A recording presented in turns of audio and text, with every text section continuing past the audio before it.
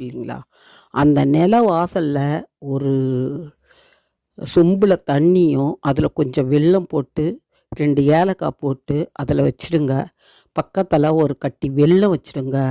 வச்சுட்டு நீங்கள் அந்த முன்னோர்களுக்கு நீங்கள் யாரோ மாமனாராக இருக்கலாம், மாமியாராக இருக்கலாம், நம்ம யாருக்கு தோஷம் திதி கொடுக்கணும்னு நம்ம நினைப்போமோ அவங்களா இருக்கலாம், தாத்தா பாட்டியாக இருக்கலாம், யாராக இருந்தாலும் முன்னோர்கள் நம்ம வீட்டுக்கு வர அன்னைக்கு தான் நம்மளை பார்ப்பாங்க. அவங்க நம்ம வீட்டுக்கு நம்ம குலதெய்வத்தை நம்ம வீட்டுக்கு வந்தாங்கன்னா நமக்கு ரொம்ப நல்லது, நமக்கு நல்ல ஆசீர்வாதம் கிடைக்கும், எல்லா கஷ்டமும் நமக்கு நீங்கும்.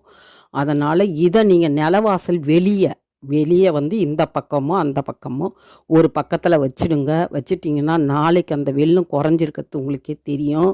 அந்த தண்ணியை நாளைக்கு செடியில் எடுத்து ஊற்றிடுங்க. அப்போ வைக்கும்போது வச்சுட்டு நைட்டு வச்சுட்டு நீங்கள் வேண்டிக்கங்க, எனக்கு